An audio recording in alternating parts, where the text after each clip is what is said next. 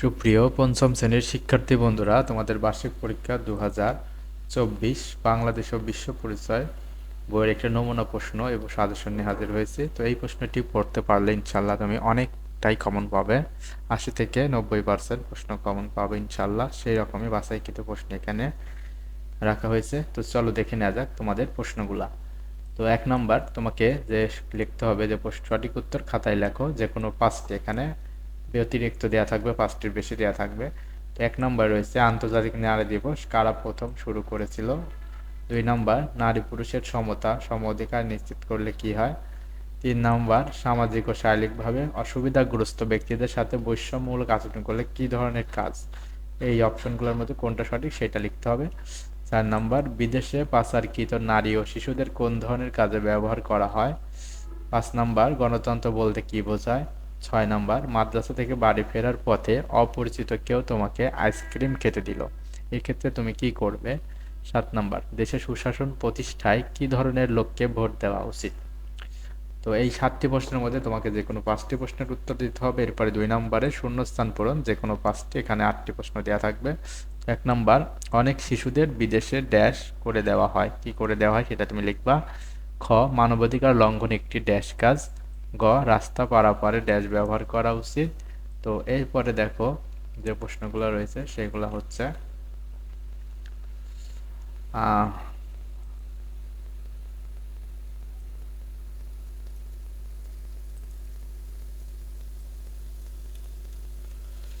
বেগম রোকেয়াকে বলা হয় নারী জাগরণের কি অগ্রদূত। নম্বর নারী নির্যাতন সম্পর্কে মানুষের দৃষ্টিভঙ্গি আমরা ড্যাশ মাধ্যমে পরিবর্তন করতে পারি। 6 নম্বর গারো নারীদের ঐতিহ্যবাহী পোশাকের নাম কি ড্যাশ। গণতন্ত্রের অর্থ ড্যাশ শাসন। বয়স্কদের আমরা কি ড্যাশ করব। এবার 3 নম্বর নিচের বাম পাশের কথাগুলোর সাথে ডান পাশের কথাগুলো মিল করে, এখানে তুমি মার্ক পেয়ে যাচ্ছ 15। তো এখানে রয়েছে বসতি স্থাপনের কারণে কি হয়। তো এটা তোমাকে আমি দেখাই দিতে পারি যে বসতি স্থাপনের কারণে কৃষি জমির পরিমাণ কমে যাচ্ছে। রাসায়নিক সার ও কীটনাশক ব্যবহারের ফলে কি পুকুর ও নদীর পানি দূষিত হচ্ছে।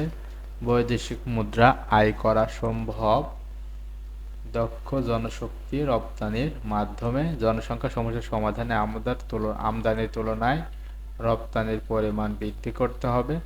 উপযুক্ত পোশাক না থাকায় অনেক শিশু কি মাদ্রাসায় বা স্কুলে আসতে চায় না। এরপরে 4 নাম্বার সংক্ষিপ্ত উত্তর প্রশ্ন, যে কোনো 5টি দিতে হবে তোমাকে, এখানে প্রশ্ন রয়েছে 7টি।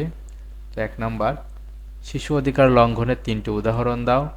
2 নাম্বার নারী অধিকার লঙ্ঘনের 3টি উদাহরণ দাও। গ নাম্বার আমাদের সমাজে ছেলে শিশু ও মেয়ে শিশুর প্রতি কী ধরনের আচরণ করা হয়। ঘ রাষ্ট্রের প্রতি আমাদের 4টি কর্তব্য উল্লেখ করো। 5 প্রাথমিক চিকিৎসা বাক্সের 4টি সরঞ্জামের নাম লেখো। 6 বাড়িতে এমন 2টি কাজের কথা উল্লেখ করো যেখানে গণতান্ত্রিক চর্চার মাধ্যমে সিদ্ধান্ত গ্রহণ করা হয়। 5টি ক্ষুদ্র নৃগোষ্ঠীর খাদ্যের উদাহরণ দাও। তো লাস্টে যে প্রশ্নটি থাকবে সেটা হচ্ছে যে কোনো 4টি প্রশ্নের উত্তর দাও রচনামূলক। এখানে 4টি না, এখানে তোমাকে 4টা, এখানে 40 নম্বর থাকবে, 4টা 10 করে। তো বেগম 1 নম্বর রয়েছে বেগম রোকেয়া সম্পর্কে 3টা বাক্য লেখো। এরপরে রাস্তার দুর্ঘটনা ঘটার 5টি কারণ লেখো। গ মুক্তিযুদ্ধের মাধ্যমে গণতন্ত্রের বিজয় কিভাবে অর্জিত হয়েছিল। ঘ 3টি ক্ষুদ্র নৃগোষ্ঠীর ধর্ম সম্পর্কে লেখো। ঙ ক্ষুদ্র নৃগোষ্ঠী কারা, এরা কোথায় বাস করে, এসব নৃগোষ্ঠী মানুষের প্রতি আমরা শ্রদ্ধাশীল হব কেন। চ বিশ্ব স্বাস্থ্য সংস্থা বিশ্বের কয়টি অঞ্চলে কার্যক্রম পরিচালনা করে।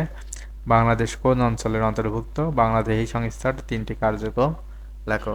তো এই ছিল তোমাদের নমুনা প্রশ্ন সাজেশন। এখান থেকে অনেকগুলো প্রশ্নই তোমাদের কমন পড়বে। তো সুন্দর করে প্রত্যেকটি প্রশ্ন সকলে পরীক্ষার জন্য পড়ে যাবে।